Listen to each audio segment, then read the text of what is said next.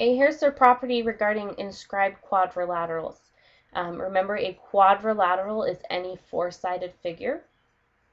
And it says if you have a quadrilateral inscribed in a circle, again, inscribed means that each of its vertices are on the edge of the circle. Okay, so you can't have a vertex in here. Everything, each point of the quadrilateral has to be on the edge of the circle.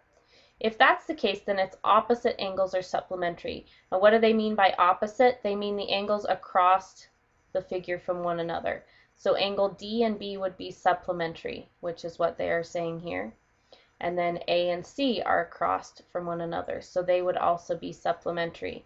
Okay, what does supplementary mean? You may want to remind yourself of that. It means to add to equal 180 degrees.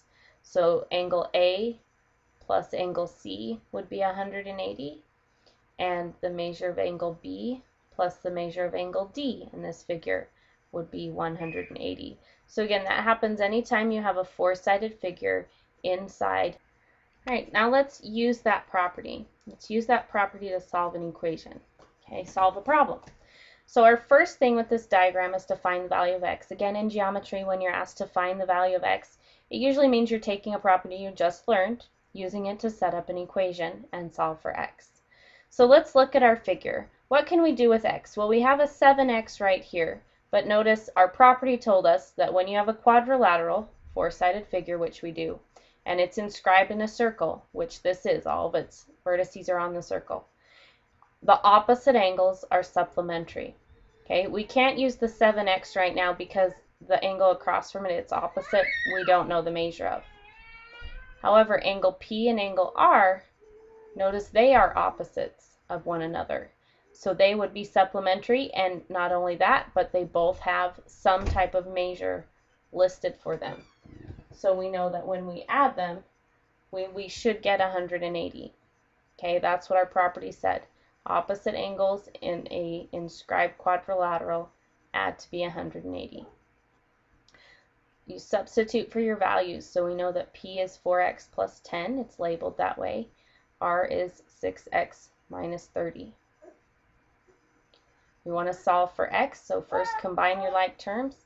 4 and 6 is 10x. 10 and a negative 30 is negative 20.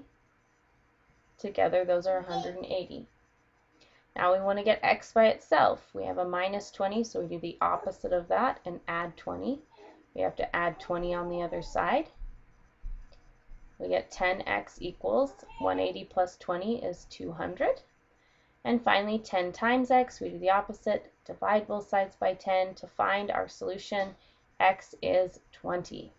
Okay, so our solution to the first part is x equals 20. We used our property to set up an equation and solve to get x. Now we're going to find these other measures. Find the measure of angle SPQ. Where is angle SPQ? The middle letter tells you your vertex. So this is angle SPQ. Its measure was 4x plus 10. So we take the 4x plus 10. We just found out that x was 20, so we replace the x with a 20 and find our value. 4 times 20 is 80. 80 plus 10 is 90. Okay. Next, we need to find the measure of angle QRS. So where is that located? Again, the middle letter in the name is your vertex. So R, it's the angle at R. QRS. Its measure was 6x minus 30. So we take the 6x minus 30. Again, we know x is 20, so we can replace our x with a 20 and solve from there. 6 times 20 is 120, and 120 minus 30 gives me 90. Okay, that's not always going to happen. You're not always going to get 90 and 90. Next, we're supposed to find the measure of PQR. So again, a middle letter in the name tells you where your angle is. It's at Q. PQR is a measure of 7x. Okay, well, what do we know about that? We know that x is 20. So again, we can replace our x with a 20 and find our value. 7 times 20 is 140 degrees. Okay, so this angle is 140. Finally, what's the measure of angle PSR? PSR, or angle located at S. Okay, Now remember, we still have a quadrilateral that's inscribed, so its opposite angles are supplementary. It is opposite of this angle Q that was 140, so I know that angle PSR, whatever it is, when I add it to 140, it should give me 180. They're supplementary, so angle S plus angle Q was supposed to equal 180.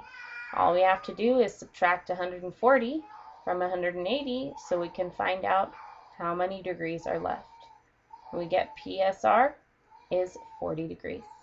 Okay, so all of that came from one property. We found X and then substituted X back into each of these angles to find their measure.